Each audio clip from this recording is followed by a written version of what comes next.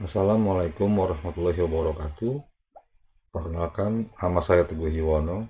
Saya merupakan mahasiswa dari Universitas Cyber Asia dengan jurusan Teknik Informatika PJJ S1 dan saya berada di kelas IT 202. Di video ini saya akan mempresentasikan tentang self concept dan tujuan saya untuk membuat video ini adalah sebagai salah satu tugas ujian akhir semester. Pentingnya konsep diri dalam kehidupan sehari-hari. Nah, hari ini kita akan membahas tentang pentingnya konsep diri dalam kehidupan sehari-hari. Nah, konsep diri adalah bagaimana kita memandang diri kita sendiri, yaitu meliputi keyakinan, kemudian pemikiran, perasaan, dan sikap tentang siapa kita. Mari kita jelajahi mengapa memahami dan merawat konsep diri kita adalah hal yang penting untuk pertumbuhan pribadi dan keberhasilan dalam berbagai aspek kehidupan. Apa itu konsep diri? Nah, eh, kita mendefinisikan konsep diri, yaitu konsep diri adalah dasar identitas kita. Konsep diri dibentuk oleh pengalaman interaksi dan pengaruh sosial. Kemudian komponen konsep diri meliputi ya harga diri, citra diri, dan kesadaran diri. Dampak konsep diri. Apa sih dampak dari self concept? Harga diri, citra diri, dan kesadaran diri. Poin yang pertama adalah harga diri. Harga diri yang tinggi menghasilkan rasa percaya diri yang pandangan positif terhadap kehidupan. Harga diri yang rendah dapat menghambat perkembangan pribadi dan menghalangi potensi kita. Artinya, kita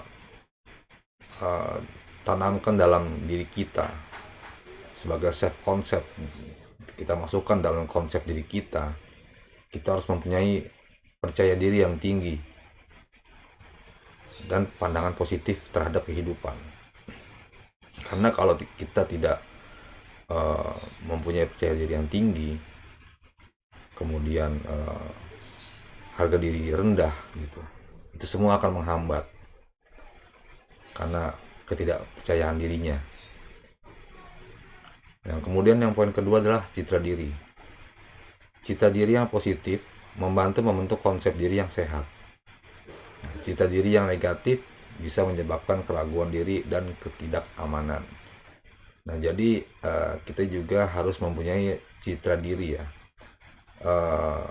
Citra diri ini bagian dari self concept yang harus kita tanamkan juga kepada diri kita yang ada di dalam diri kita agar membantu membentuk konsep diri yang sehat. Karena kalau kita mempunyai citra diri yang negatif, ya ini bisa menyebabkan keraguan. Jadi ketika kita mau misalkan di suatu pekerjaan kita mau ambil keputusan, ini kita menimbulkan keraguan untuk mengambil keputusan atau kebijakan tersebut. Kemudian poin yang ketiga adalah kesadaran diri. Nah, memahami kelebihan dan kelemahan kita membantu menetapkan tujuan yang realistis. Nah, kesadaran diri meningkatkan kemampuan dalam pengambilan keputusan dan pemecahan masalah. Nah, yang di poin ketiga ini juga termasuk dalam self concept ya, kesadaran diri kita. Jadi kita harus tahu, kita harus bisa mengukur seperti apa kita ini. Terus kemudian kita harus sadar diri, apakah kita mampu ataukah kita tidak. Gitu. Jadi dari harga diri, citra diri, dan kesadaran diri itu memang harus tertanam di dalam diri kita. Karena kalau kita tidak mempunyai konsep self konsep seperti itu akan berdampak yang negatif atau yang kurang baik. Kemudian kehebatan konsep diri dalam hubungan antar pribadi, komunikasi, dan batasan. Nah, yang pertama, kehebatan konsep diri dalam hubungan antar pribadi. Nah, konsep diri yang sehat memungkinkan kita untuk membentuk hubungan yang kuat dan bermakna. Memahami diri kita lebih baik membantu memahami perspektif orang lain. Nah, konsep diri yang sehat, kita harus mempunyai pola pikir uh, konsep diri ya, self konsep yang sehat. Memahami diri kita, lebih baik kita membantu memahami perspektif orang lain ketimbang diri kita sendiri. Nah, kemudian kehebatan self konsep dalam hubungan komunikasi. Nah, komunikasi yang efektif tergantung pada kesadaran akan emosi dan keyakinan kita sendiri. Nah, konsep diri yang positif meningkatkan kemampuan kita untuk mengekspresikan diri dengan percaya diri. Nah, ini untuk komunikasi kita harus efektif. Nah, tapi kita juga harus mengontrol itu emosi dan keyakinan kita sendiri. Nah, ini konsep diri yang positif nih. Itu adalah meningkatkan kemampuan kita untuk mengekspresikan diri dengan kita percaya diri. Kemudian poin yang ketiga adalah batasan. Nah, konsep diri yang jelas memungkinkan kita untuk menetapkan batas-batas yang sehat dalam hubungan, dan ini mendorong rasa saling menghormati dan meningkatkan kualitas interaksi kita. Nah, ini juga konsep diri yang sudah pasti ya, self konsep yang sudah pasti kita untuk menetapkan batas-batas yang sehat dalam hubungan. Artinya kita menetapkan batas-batas, kita mempunyai standar standar ketika memang kita harus berinteraksi dengan lawan kita. Kita juga kita harus tahu apakah umur dia lebih tua ataukah lebih muda. Nah, kita bisa melihat nih, kita untuk kita bisa menghormati, kemudian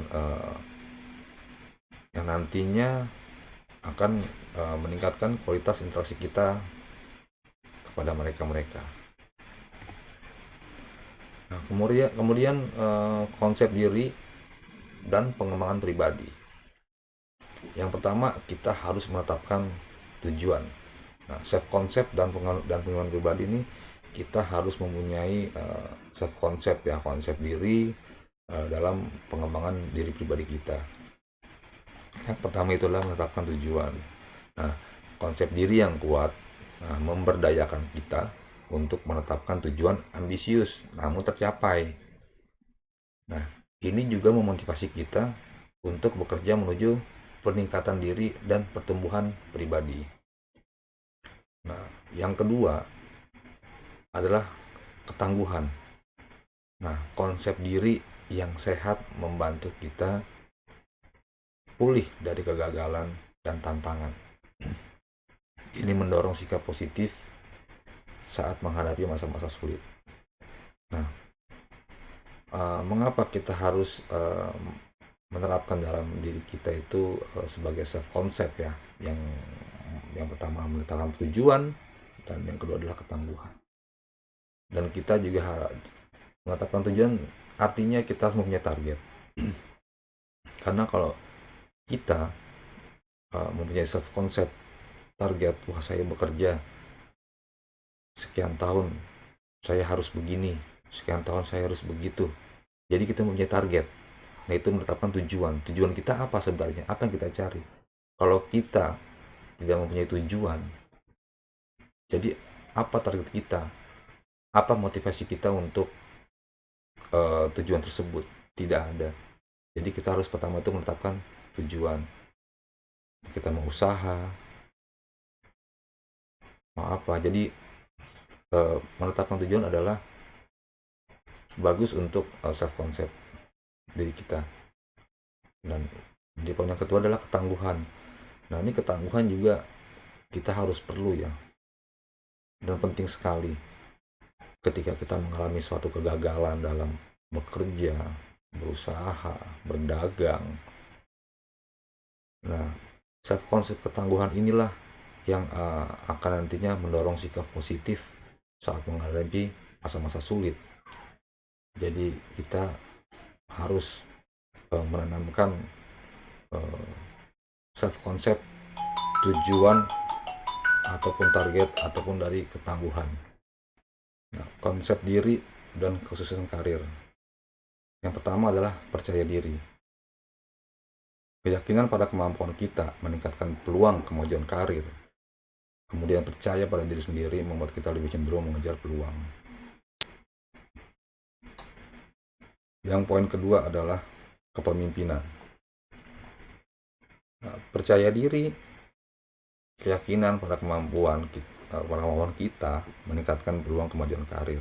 Percaya pada diri sendiri membuat kita lebih mungkin untuk mengejar peluang. Artinya untuk kesuksesan karir kita harus mempunyai self concept, yaitu percaya diri, dan kita harus mempunyai jiwa leadership atau kepemimpinan. Jadi dengan kedua karakter ini yang insya Allah kesuksesan karir kita bisa tercapai. Karena dengan untuk kesuksesan karir adalah yang pertama adalah PD, percaya diri. Kemudian kita mempunyai sifat leadership, kita mempunyai sifat kepemimpinan, dan ini sangat digunakan dalam mengejar karir kita. Kemudian menumbuhkan konsep diri yang positif. Bagaimana cara menumbuhkan konsep diri yang positif? Nah, yang pertama kita harus merefleksi diri. Nah, ini kita merefleksikan diri secara rutin. Nah, nilai kelebihan dan kekurangan diri kita. Kemudian kita rayakan pencapaian dan belajarlah dari kesalahan. Kemudian mengelilingi diri dengan pengaruh positif. Pilih hubungan dan lingkungan yang mendukung konsep diri kita. Batasi paparan terhadap pengaruh negatif yang merusak rasa percaya diri kita. Yang ketiga adalah menetapkan tujuan yang realistis. Tetapkan tujuan yang dapat dicapai dan rayakan kemajuan di sepanjang jalan. Ini memperkuat konsep diri yang positif dan meningkatkan motivasi. Artinya apa? Kita mau menemukan self konsep yang positif untuk diri kita, yang kita harus merefleksi diri secara rutin. Nilai kelebihan dan kekurangan kita ini seperti apa. Jangan hanya kita selalu menilai kita itu lebih baik daripada mereka. Kita juga harus tahu, kita merefleksi diri, kita koreksi diri kita, apakah kelebihan dan kekurangan diri kita. Kita hanya jangan pernah melihat kelebihan dari diri kita dan kita hanya melihat kekurangan dari mereka. Jangan. Lebih baik kita sebelum kita menilai orang, lebih baik kita merefleksi diri kita sendiri. Apakah nilai kelebihan kita dan apakah nilai kekurangan kita. Nah, kemudian mengelilingi diri dengan pengaruh positif. Nah, di sini pilih hubungan dan lingkungan yang mendukung konsep diri kita. Batasi paparan terhadap pengaruh negatif yang merusak rasa percaya diri kita. Artinya kita bukan memilih-milih hubungan dan lingkungan, bukan seperti itu. Tapi kita memilih hubungan dan lingkungan yang mendukung konsep diri kita. Nah, kemudian batasi paparan terhadap pengaruh negatif yang merusak rasa percaya diri kita. Kita bukan sedang memilih apa ya, sebagai memilih teman atau tetangga, bukan. Tapi kita mengelilingi diri kita dengan pengaruh yang positif. Nah, kita pilih hubungan dan lingkungan yang mendukung konsep diri kita sendiri. Kemudian batasi paparan terhadap pengaruh negatif yang merusak rasa percaya diri kita. Kemudian menetapkan tujuan yang realistis. Kenapa kita harus menetapkan tujuan yang realistis? Buat apa kita mempunyai target yang tinggi-tinggi, tapi yang tidak bisa kita capai? Lebih baik kita menetapkan tujuan yang realistis. Contoh, misalkan saya dan keluarga saya ingin berjalan-jalan, dan itu mudah, tujuan realistis. Dalam dunia pekerjaan, saya nanti pas gajian mau beli sepatu, beli baju, beli TV, dan lain sebagainya. Itu kita namakan menetapkan tujuan yang realistis. Nah, tujuan yang dapat dicapai dan rayakan kemajuan di sepanjang jalan. Ini memperkuat konsep diri yang positif dan meningkatkan motivasi kita untuk kedepannya. Nah, kesimpulan dari video presentasi ini adalah terimalah diri unikmu. Konsep diri adalah konsep diri atau self konsep adalah kunci untuk menggali potensi penuh kita. Kemudian, pelihara konsep diri yang positif untuk keberhasilan pribadi dan profesional. Terimalah kelebihanmu, perbaiki kelemahanmu, dan percayalah pada dirimu sendiri.